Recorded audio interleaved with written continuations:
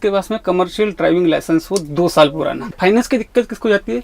पहली बार जो गाड़ी लेता है, Aadhaar card, okay, PAN card, okay, 6 महीने का बैंक स्टेटमेंट, ओके, एक फोटो, 10 करोड़, 15 करोड़, 20 करोड़, 25 करोड़, 30 टर्नओवर करोड़ का टर्नओवर है, मिनिमम 35 लाख विदाउट गारंटी। हाँ तो भाई लोग, welcome back to the channel. और आज अपने पास है भाई टाटा का 3530 ट्रक, जिसका आपने रिव्यू देखा होगा चैनल पे, और आप देख सकते हो सामने मैं उसमें ही बैठा हुआ हूँ। और इसकी पूरी डिटेल आपको चाहिए फाइनेंस की, तो आपको इस वीडियो में मिल जाएगी। और जो भी डाउट्स रहते हैं आप लोगों के कि कैसे आप फाइनेंस कर सकते हो, कैपेबल आप हो या नहीं हो, सिविल कैसी होना चाहिए, कौन इसको ले सकता है, कौन इसको नहीं ले सकता, वो सारे ही डाउट्स आपके क्लियर होने वाले हैं इस वीडियो पे। तो भाई इस वीडियो में एंड तक बने रहना। और चलते हैं भाई अपन आज फाइनेंस पर्सन के पास, जो कि हमारे साथ हैं। हेलो भैया। हेलो भैया। चंद्रशेखर भैया हैं हमारे साथ आज वीडियो के अंदर, जो कि भैया पूरी डिटेल देंगे आपको। तो भैया सबसे पहले आप बताइए, आप कौन से फाइनेंस से हैं? मैं टाटा कैपिटल लिमिटेड से। टाटा कैपिटल लिमिटेड खुद का फाइनेंस है टाटा का, तो उससे ही भैया हैं। तो भैया सबसे पहला जो कस्टमर का क्वेश्चन रहता है कि कौन कस्टमर इसको बाय कर सकता है?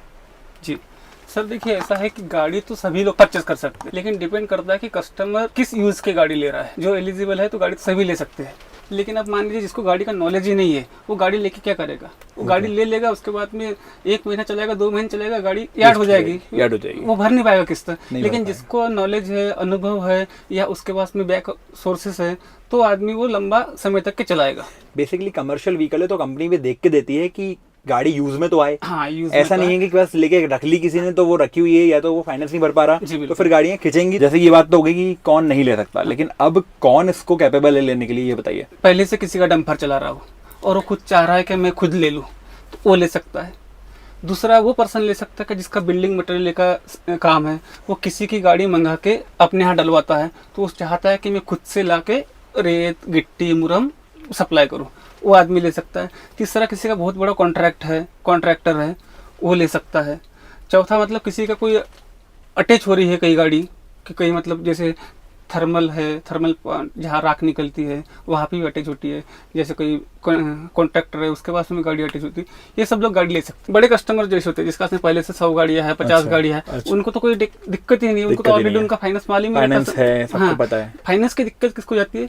पहली बार जो गाड़ी लेता है, वो एक FTU1 कहलाता है। और फर्स्ट टाइम यूजर वो भी FTU कहलाता है, FTU1 कहलाता है। और एक और होता है FTU2। ये दोनों कैटेगरी में आपको समझा दे रहा हूँ कि FTU1 क्या होता है और FTU2 क्या होता है। FTU1 वो कस्टमर होता है जिसके पास में कमर्शियल ड्राइविंग लाइसेंस हो 2 साल पुराना। 2 साल पुराना मिनिमम। हाँ, मिनिमम। और FTU2 वो होता है जिस कस्टमर को अपन प्रॉपर्टी बेस कर रहे हैं, ड्राइविंग लाइसेंस नहीं है उसके पास। अच्छा, ड्राइविंग लाइसेंस नहीं है उसके पास में। ड्राइविंग लाइसेंस होने के कारण क्या डील मजबूत बन जाती है, कैसे कि आदमी के पास में एक्सपीरियंस है गाड़ी चलाने का। ठीक है। और FTU2 में प्रॉपर्टी बेस करते हैं। दोनों में कैटेगरी में क्या है? FTU1 में है आधार कार्ड, पैन कार्ड, 6 महीने का बैंक स्टेटमेंट, एक फोटो, 6 चेक। तो बात की प्रोसीजर चेक की अभी लॉगिन के लिए कि अपन उसको देख सके एलिजिबल है क्या नहीं है, लॉगिन अप्रूवल आता है कि नहीं आता है। उसके बाद में उसका ड्राइविंग लाइसेंस डिपेंड करता है कि 2 साल पुराना हो तो ही वो FTU1 कहलाएगा। ठीक है। मतलब ऐसा नहीं है कि बस किसी ने लाइसेंस अभी लिया है, 6 महीने हुए हैं, 2 महीने 4 महीने हुए हैं, तो वो एप्लीकेबल नहीं है। नहीं है, वो FTU2 में जाएगा। FTU2 में जाएगा, उसको कुछ गारंटी रखना पड़ेगी। नहीं, गारंटी तो इसमें भी लगेगी, मैं बता दे रहा हूँ आपको सब कुछ स्टेप बाय स्टेप। तो उसके बाद ड्राइविंग लाइसेंस हो गया उसका, उसके होगी नॉर्मल KYC। फिर डिपेंड करता है कि उसके पास में प्रॉपर्टी होना चाहिए। प्रॉपर्टी मीन्स खेती हो, घर हो, फार्म हाउस हो, प्लॉट हो, उसकी वैल्यू कितनी है, प्रॉपर्टी होना चाहिए। वो प्रॉपर्टी उसके नाम से भी चल सकती है, उसके भाई के नाम से भी चल सकती है, उसके वाइफ के नाम से भी चल सकती है, उसके फादर के नाम से भी चल सकती है, और उसके ब्रदर के नाम से भी चल सकती है। जिसके नाम से प्रॉपर्टी होगी उसको अपन डील में को एप्लीकेंट बनाएंगे। ये ब्लड रिलेशन की बात कर रहे हैं? ब्लड रिलेशन मैंडेटरी है। चाचा बाबा का कुछ नहीं, ब्लड रिलेशन वाला ठीक है, को एप्लीकेंट बनाएंगे। अगर एप्लीकेंट के नाम से है तो नॉमिनल अपन उसकी वाइफ को बना लेंगे। बाकी अगर नहीं है तो जिसके नाम से उसको डील में रोक करना पड़ेगा। और उसके बाद में इनको गाड़ी वाला गारंटर कंपलसरी है, चाहिए। हाँ, गाड़ी वाला गारंटर अगर नहीं रहा तो फंडिंग अमाउंट कम होता है। मान लीजिए कि गाड़ी वाला गारंटर नहीं है तो 35 लाख फंडिंग होगा इसके ऊपर। और गाड़ी वाला गारंटर दे दिया तो इसमें 46, 47 से 48 लाख तक की फंडिंग होता है। अच्छा, मतलब उतना कैपेबल रहेगा वो। हाँ, गारंटर देंगे तो 48 लाख तक के फंडिंग होगा। मतलब 48 लाख तक फाइनेंस हो सकता है। हाँ। अच्छा। और नहीं तो फिर 35 लाख तक के हो सकता है उसको विदाउट गारंटर। हाँ, उसमें भी ये FTU1 की बात हो रही है। FTU1 की बात हो रही है। कितना टाइम पीरियड के लिए कराते हैं लोग? 5 साल के लिए होता है मैक्सिमम से मैक्सिमम।